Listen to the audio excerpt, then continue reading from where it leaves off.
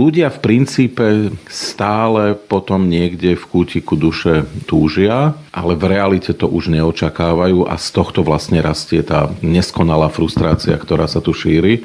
Cesta z toho ako naozaj je dlhodobá a bolestivá v tom, že treba prestať si budovať vzdušné zámky, presne s tými riešeniami cez noc, veci nebudú cez noc vyriešené. Ďaleko vážnejší problém v krajinách ako Slovensko, a Slovensko v tom nie je samo, nie sú tie technické riešenia, kedy a ako bude dobudovaná diaľnica a čo sa zmení s parkovaním vo veľkých mestách. To sú všetko technické riešenia. Problém dnes je naozaj to, čo mnohí potom voláme celé roky, ste úplne rozdrobená sociálna kohézia, sociálna súdržnosť spoločnosti, že tá spoločnosť vlastne nefunguje už ako spoločnosť. Je to proste masa individuí naplnených presne tak nedôverou a keby len nedôverou, hnevom, zlobou, nenávisťou, to nikdy nemôže skončiť dobre. Vždy v minulosti takéto situácie prichádzali.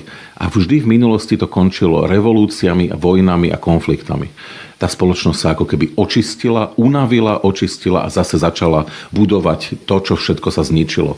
My to teraz takto neriešime, lebo v globalizovanom svete vieme tie veci utlmovať a vieme ich utlmovať vďaka konzumu a neustále rastúcej životnej úrovni, čiže my tak vlastne tých ľudí učičíkame. Ale opäť, ani to nejde do nekonečna. Len taká krátka otázka, znamená to teda, že sa potvrdzuje ako keby, že tá viera v to, že ľudia chcú hodnotovú politiku, chcú hodnoty, rozširuje sa ich kruh empatie len vtedy, keď majú stále plnšie žalúdky, keď to tak zvulgarizujem? Áno, je to samozrejme, že tá tzv. Maslowová pyramída potrieb, ona nepustí. Najprv človek naozaj si musí splniť nejaké svoje základné potreby, existenčné a tak ďalej. A až niekde vyššie prichádzajú potreby, ktoré súvisia so seba naplnením a proste kvalitou života v nemateriálnom slova zmysle. A teraz sa nenechajme mýliť, že vždy v každej spoločnosti žijú ľudia, ktorí môžu mať nízku životnú úroveň a napriek tomu veľa čítajú a tak.